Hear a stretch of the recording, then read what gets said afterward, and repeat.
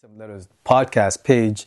And while I was incarcerated, when I got transferred from a maximum prison in 2007 to Fembroke, which is a medium prison, they had a program there, a children's reading program where you read bedtime stories to your child. So a lady by the name of Carla, who's a volunteer, she spearheaded this, brought in children's books, and you get to pick one, and then she recorded you reading the children's book to your child, and then they transcribed it. It was done on a cassette, and then they transcribed it to a disc, and then that book and the disc is sent to your to your child. So my daughter received that monthly from 2007 till I got out. So.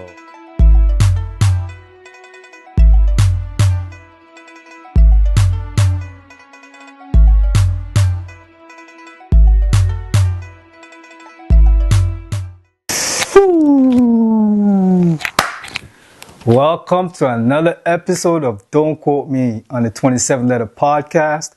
My name is Lanry Onigbinde Bay. You already know.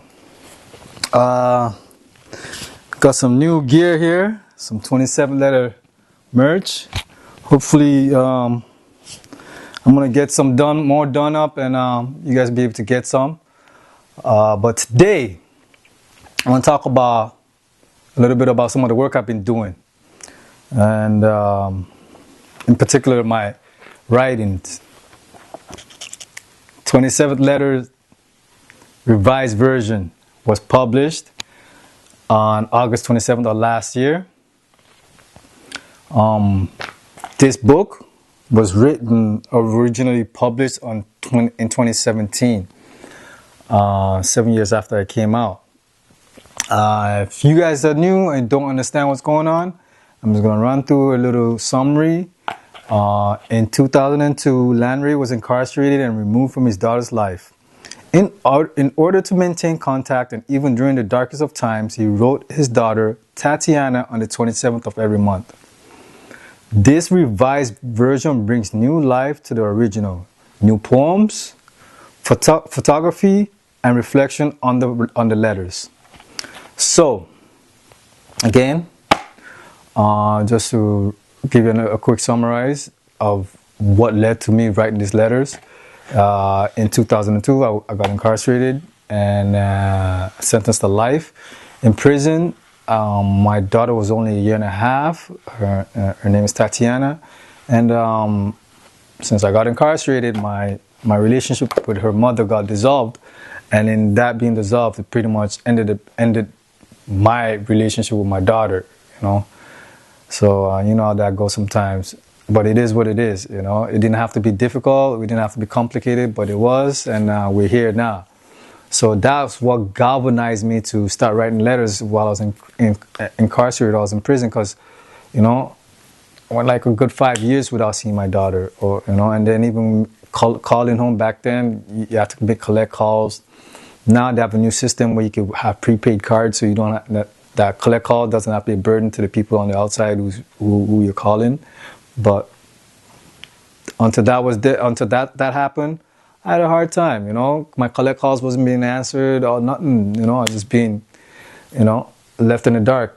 So again, you know, just from keeping my sanity, and you know, somebody suggested, a good friend of mine suggested I start writing her letters, you know, as a way to connect with her, and also it's therapeutic for me. So I started writing. The first letter I wrote her was December 27th, 2005, and I kept up a monthly letter on the 27th of every month till 2010 when I got out in April 23rd, I got out. So that's what galvanized me to start writing those letters. And then when I got out, there was a lot of parental alienation. I mean, I remember getting out on a Friday and I didn't see my daughter till Sunday. You know what I mean? Like, anyways, so that again galvanized me to turn the letters into a book, which came out in 2017. But now there's a new revised version which was recently published on August 27th of 2025.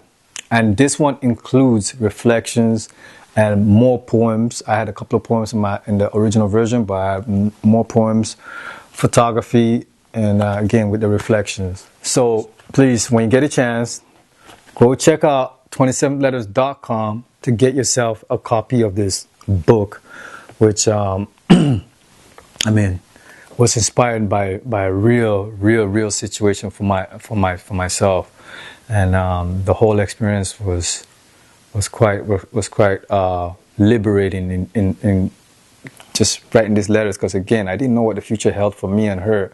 So these were like my messages in a bottle.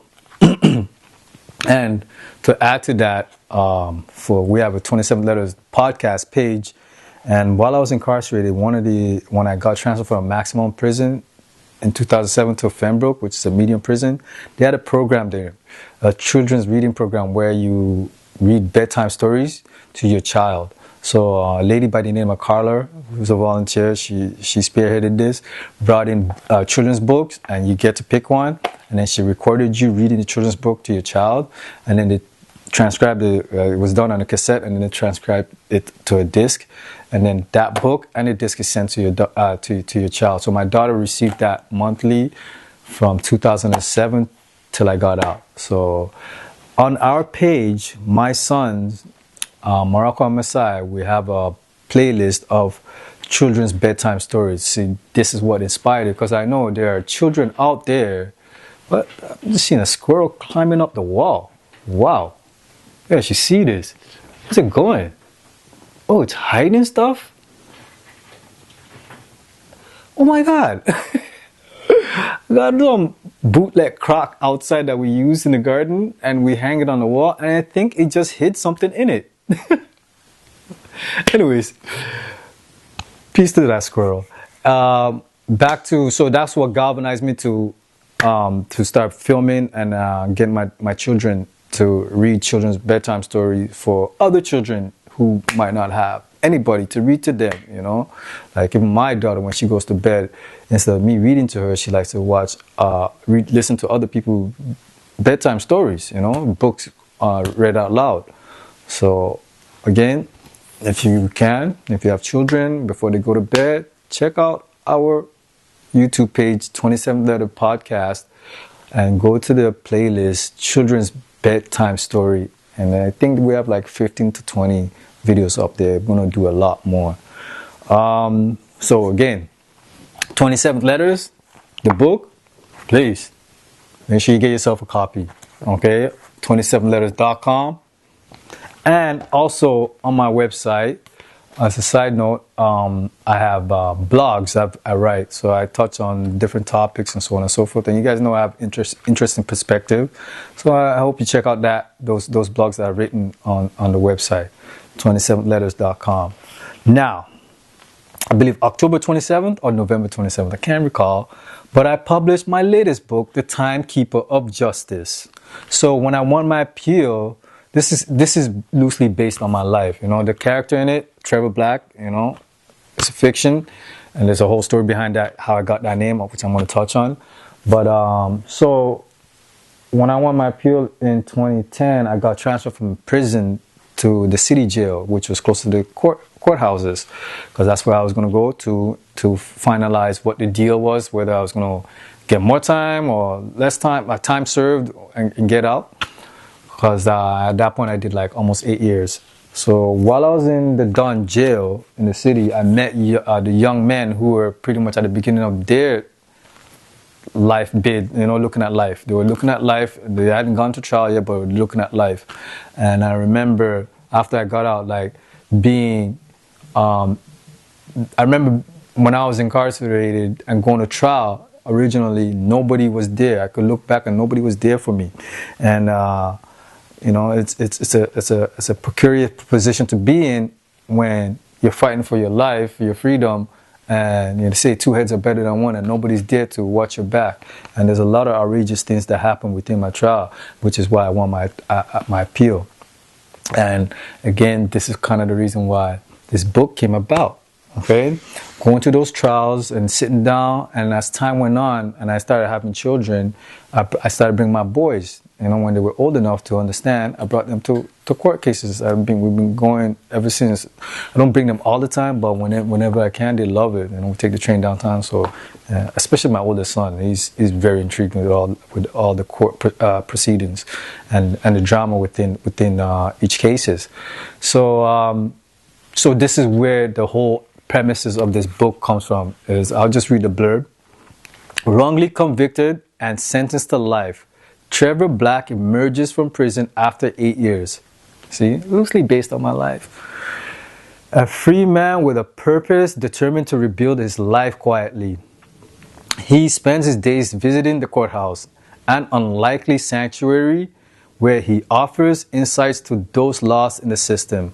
But when he stumbles upon an incredible, unexplainable ability to freeze time, his life takes a dramatic turn. So, that's the basis of it, of the story. Now, let me touch on Trevor Black. So, last year I went to somebody's trial. Obviously, I'm far removed from the guys that I knew when I was locked up, right? So now, you know, anytime I get a chance, I'll go to the courthouse and just sit in random cases of people I really don't know, you know, but usually murder cases and so on and so forth. And this person was on trial for murder, and I remember his phone. You know how you can get a phone without a contract? You know, there's phones you could get with contracts, but then there's other companies you could get a phone without a contract. So he had a phone without a contract. That's part of his case. And the name, the alias he used, because with the phones without a contract, you pretty much give him any name. You know what I mean? People do this all the time. It's not illegal. It's nothing.